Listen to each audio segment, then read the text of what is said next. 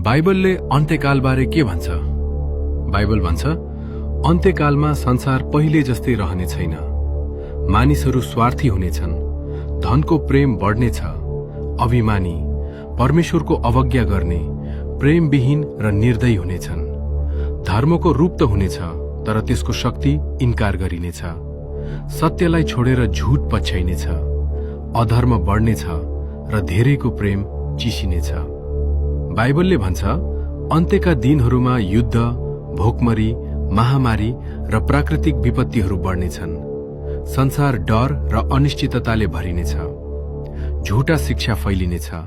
झूटा अगमवक्ताहरू उठ्नेछन् र धेरैजनालाई भ्रममा पार्नेछन्।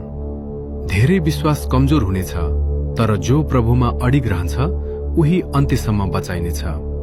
तर यो मात्र अन्त्यको कथा होइन। बाइबलले आशा पनि दिन्छ।